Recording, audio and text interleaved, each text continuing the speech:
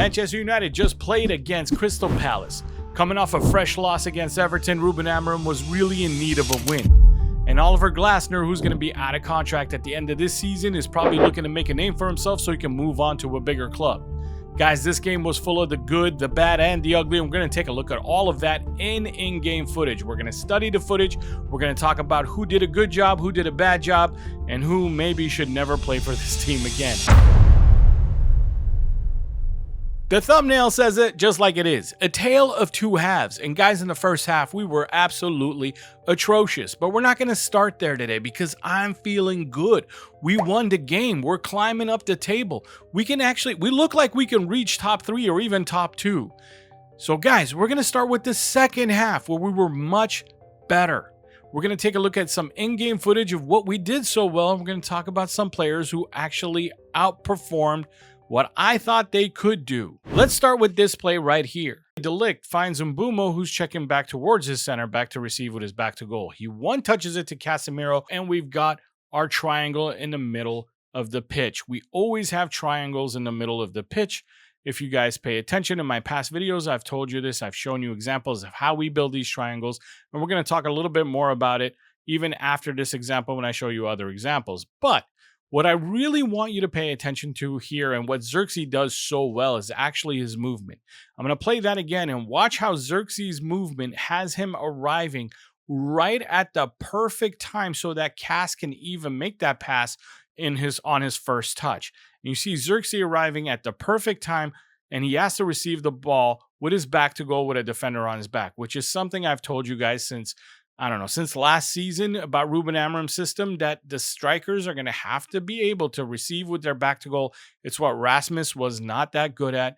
We talked about it time and time again. Rasmus was not a bad striker. He was just not good at this one thing that was vital for the Rúben Amorim system. And here Zirkzee shows you a great example of how to do the job. He receives with his back to goal, and he springs Mbeumo free with this one-touch pass right in his lane. And now Mbeumo's got the ball. He's running into open field. Guys, this is a normal pattern for Rúben Amorim tactics. The striker receives with his back to goal. The attacking 10s are running forward, and then the striker just sets them free. Or if the striker can turn, he will turn and choose to either run himself or hit it out farther into zone 18s and 16s to the wing backs. If you don't know what I'm talking about, you must be new to the channel. And if you're new to the channel, I urge you to watch the Semeex Tactics playlist after you're done watching this video, and you will learn a lot about how Rúben Amorim runs his system, his tactics, so that you're more knowledgeable when you speak about our manager's tactics, and you don't just say the same things that you see on Twitter or X who actually don't know what they're talking about. Let's continue on with this play. So Mbeumo's running at their defense, and here he's going to find Ahmad. Ahmad's got the ball. This is where Ahmad now has to either dribble 1v1 against his defender or take a cross. He chooses to go with the cross, and the cross is not a good one. It's okay. The play was still successful. It was just bad execution at the end, which is pretty much our life story. If you really want to deep it, the tactics aren't that bad. The tactics do work. We just don't execute that well. Let's go on to the next play. And this is an oldie but goodie. One you've seen before in my tactics videos. Here, De Ligt finds Mazraoui, which is usually Lenny Yoro. And then the ball goes out to the wingback, which is Ahmad, and you start to see our diamond form. And you also see that I drew a little arrow in a circle where the exit pass option is. If you're not familiar with the exit pass option in our diamonds on that Ahmad side, again, you must be new to the channel. But this time I'm going to do you a favor. I'm going to pull up the tactics board. Here's the tactics board. So here you see that the ball's on the right side, and we got a diamond shape with the center back, the wing back, attacking 10, and one of the midfielders. In this case, it's Yoro, Ahmad, Mbeumo, and Casemiro. And out of that diamond shape on the outside, you'll see the exit pass option, which is right there somewhere towards the center of the field. This is where a striker or another attacker is expected to check back into and receive with his back to goal. And in this example on the tactics board, you'll see Yoro's passing to Ahmad. Now, let me pause it right there and talk a little bit about why I call it the exit pass option. It's an option because you do have other options. The other option is that Ahmad and Mbeumo can go on a 1-2 or a give and go with each other. Or Ahmad can pass to Mbeumo, Mbeumo can pass to Yoro, and Ahmad can take off running down to zone 18 while Sesko is checking back, and Euro can hit a long ball over the whole defense because Ahmad would be onside.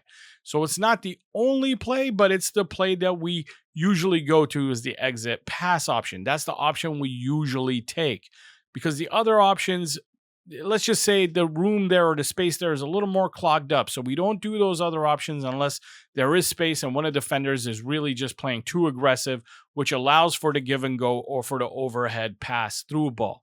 Let's go back to the tactics board. So here you'll see Ahmad gets the ball and Sesko is checking back into that exit pass option position. Ahmad gives him the ball. Now Sesko holds it up while Bruno and Cunha get in place and they got their triangle and Sesko finds Bruno and now we're off to the races. Play is complete. Now let's see how it was run in the actual game. When Mazraoui gave the ball to Ahmad, the team was spread a little too far apart, so there wasn't any clear tight diamond. But there's still that exit pass option that Ahmad was definitely deciding to go to. So what he did here in the game was actually dribble once towards the center, and then which that bought time for Zirkzee to check back and get the ball. The ball's checked back to Zirkzee, he gives it to Casemiro, and here Cas takes the option of actually swinging it out wide to Dalot's side. This is totally fine too. It's also a great option to swing and switch the sides. Now, Dalot plays a little give and go with Mount, and this is where Dalot shined. He actually tried to dribble, but right after he did something super positive, he ends up doing something that I don't like at all, which is dive to try and win another free kick. And I know that he won us a free kick earlier in that game, and which resulted in a goal. But here he really had no contact at all. It was a clear and obvious dive. He looks like he's, trying out for the Olympics diving team. Come on, man. Like, that's a really bad dive. I don't like that at all. It pisses me off. And I wish Dalot stayed on his feet because I actually think he was past a defender. And we had a really good opportunity for him to make a cutback pass for somebody in the middle of the box. I really think that we could have gotten a really good chance on goal if he would have just stayed on his feet. Speaking about the foul that got us our second goal, here is exactly what happened in that play, and Zirkzee does deserve some plaudits for this. Luke Shaw hits a long ball towards Zirkzee, and Zirkzee fights and gets up in the air and heads it right into Dalot's path here. It actually set Dalot up pretty perfectly. Now, I wish Dalot was good enough to kind of just hit the brakes a little bit and find Mbeumo, but he does a pretty good job of changing directions and getting hit by the center back and getting us a foul, which we ended up scoring on. So I'm not mad at Diogo Dalot here. Diogo Dalot was actually doing a lot of good things positionally with his movement. I just don't like the execution of some of the things he did at the end of those plays. But it's a step in the right direction, guys, because honestly, he was really bad for the last, since the season started. So I'll take this as a step in the right direction. Hopefully he can build upon this and it just gets even better from here. You can see here we have the ball on the edge of our box and we're looking for a way out. We want to get it out of our third. We want to start our own counterattack. And it's Zirkzee who makes the right movement at the right time to find himself in that space in the midfield where he can receive a pass with his back to goal, hold it up against the opponent's defender, and then find a way to get the ball to Bruno, who's going to switch it to the other side in front of Dalot, who now has acres of space in front of him to advance the ball forward. Now, unfortunately, this play does not end up being anything dangerous in the end, but it's the idea that counts. We've got the right ideas. We're running the play the way it's supposed to be run. And I have to praise Zirkzee for some of these plays, but I got to tell you, for every single one of the hold-up play situations that Zirkzee did right, I think he had one or two where he didn't do too good with the ball coming at him. Even, and I'm not talking about the ones with the bad passes where they're hit too hard.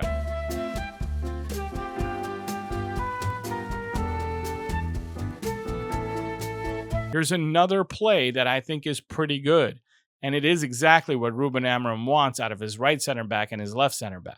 Here, Bruno gives the ball to Luke Shaw, who's got a little bit of a lane in front of him. And I'm pretty sure Rúben Amorim's standing right there on the sideline, and he wants this. Luke Shaw just takes off. He takes that open space and gets there. But there's this moment right here where I freeze it, where Luke Shaw should have slowed down and stopped running and made a decision as to what he's going to do next, because now he's about to run into traffic. It's not open anymore. But he doesn't make a different decision. He just keeps charging into traffic, ends up on the floor, and we lose the ball. But the initial charge is exactly what he's supposed to be doing. Take the space. Your right center backs and your left center backs have to take space when it's there. They have to play a little bit more like fullbacks, and the wing backs are actually your wingers. Remember that, because people seem to forget that and they start complaining about a 3-back system. Oh my God, we're playing so defensive. No, we're not supposed to be playing defensive. It's just the players are still learning. They're still understanding when to take risks and when not to take risks. Let me show you another example. All right, so Zirkzee, hold up play, back to goal.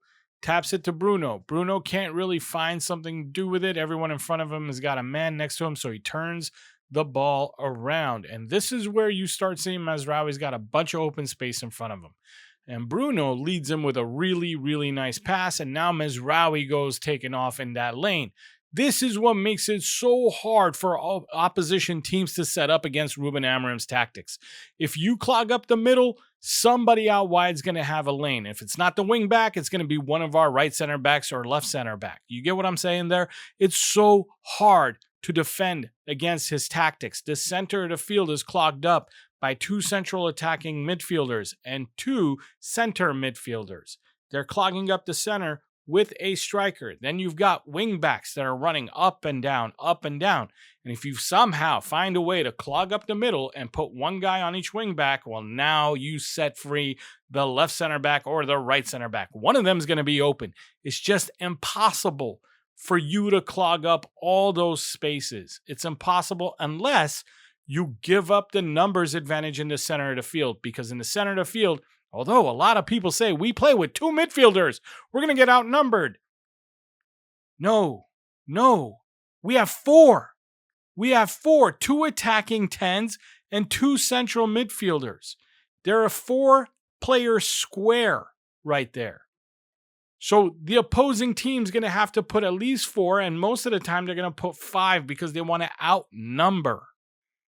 And when they do that and they stick one guy on each wing back, that's when the center backs have these wide open lanes and they have to take advantage of it.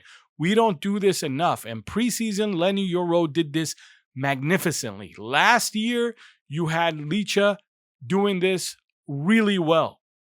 And now we're starting to see it again with Luke Shaw and with Mazraoui. And we need to see it more. We need to see it at least 2 or 3 times per game. Let's look at what happened at the end of this play. So Mazraoui drives the ball forward, and you can see how much space he has here. And Mazraoui, unlike Luke Shaw, did slow down and give the ball to Ahmad. Ahmad now double teamed, which is exactly what you want from your wingback. You want him to get all that attention. Ahmad double team still finds a way to actually get the ball through the double team and into Mazraoui, and Mazraoui does a great job turning, and he picks up the foul there. Guys, that's a fantastic place to get a free kick from. It's a really nice place. It's like a corner, but closer to the goal. It's very dangerous. It makes it really hard for the defenders to try and block a perfectly taken cross. Now, don't get me wrong. Nothing happened at the end of that play or from that free kick, but I'll take these free kicks. These are the kind of free kicks and set pieces that I want to get more often. How about one more positive play before I get into the bad and the ugly? In this play here, you see Luke Shaw with the ball. He makes a line-breaking pass straight up to Mason Mount, who's receiving with his back to goal. You can see him get Bruno involved, and there's your triangle with Zirkzee, Mount, and Bruno. Like I said, there will always be a triangle in the center of the pitch when the ball goes there. Bruno gives it to Zirkzee. Zirkzee holds it up, gives it back to Bruno, and Bruno knocks it out wide to Mbeumo, and we are in business. Mbeumo holds it up, dribbles against 2 players, finds Bruno again wide open, and now Bruno sends in a cross. It wasn't that bad, to be honest. If it was a little bit lower, it might have connected with one of our players, but the cross gets knocked out, it goes out to Mason Mount, who takes a shot. Guys, it wasn't a bad play. It's a really good play, and it all started with Luke Shaw making a great line-breaking pass and Mason Mount receiving with his back to goal, involving Bruno, and then Zirkzee arrived right on time to form that triangle so they can play together. It was not bad movement. We just don't create because we don't execute that final cross, that final pass, that final decision, and the final shot in open play. I know a lot of people were complaining about us not getting any open play goals, and they're right. The problem is the quality in our final movement, that final execution is not there. And that comes with players who are training on passes, receiving balls, touching it better, and executing finishes.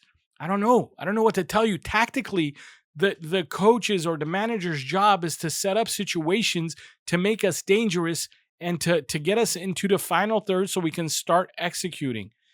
The manager's doing that. He's doing that in spades. He's doing that in so many different ways. That's why I back Rúben Amorim. Now let's talk about the ugly. This was in the first half. Casemiro is right there on an island all by himself. And here, the ball's going to be headed out to him. And he runs towards it and he makes one of the worst touches I've ever seen. This is like a touch so bad that I would expect to see in like a junior high game here in America.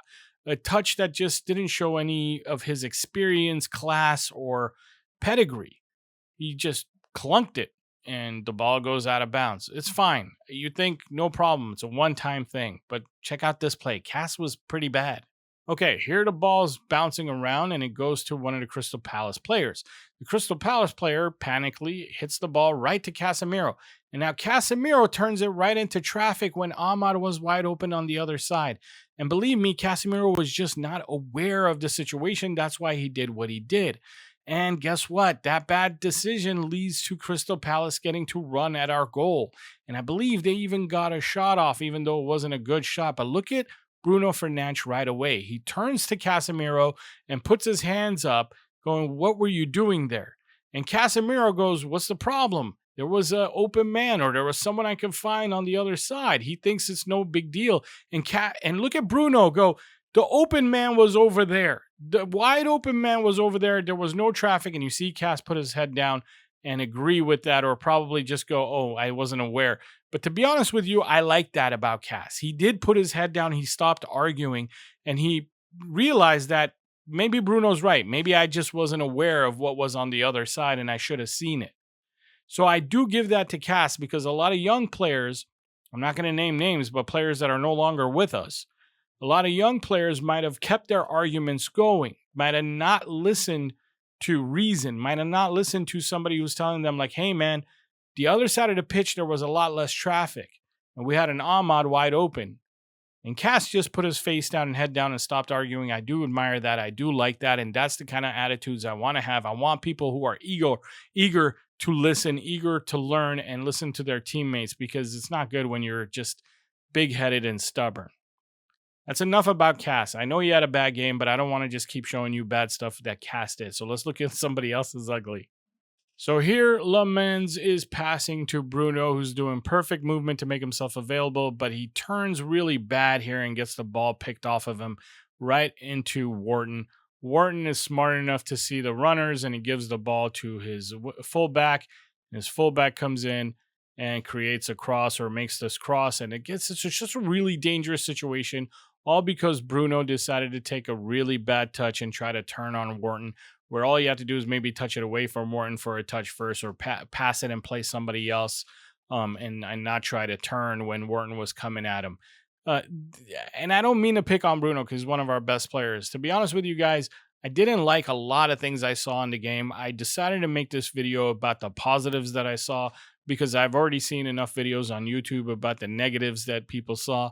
And that's fine, man, because there were a lot of negatives, and they're right. There wasn't enough going on in open play. But I will tell you this, the manager's tactics were not at fault here. And if you're new to the channel, do me a favor and watch the Semeex Tactics playlist. You're going to learn a lot about the manager's tactics. I'll show you step by step, a lot more in depth than what you saw today. This was just because the guys who are my viewers, the regular viewers, they've already seen all that stuff. So go watch the Semeex Tactics playlist. I'm going to put it up at the end of this video, which is really soon, because I'm going to stop right here because all my other clips that I worked on are negatives. Guys who are members of the channel, I'm going to use some of those unused clips from this to make a video for you guys, but it's probably going to be after the game on Thursday because I've got Three Devils podcast work that we got to do on Wednesday, and then Thursday we've got another game, and then I will work on the members video for Friday or Saturday release, and then we'll work on the next tactical breakdown after the Thursday game. Guys, thank you very much for being with me. Thank you for supporting me. I will see you soon. If you're new to the channel, you like what you see, hit the like and subscribe and click the playlist. Go watch it. You'll learn something. Bye.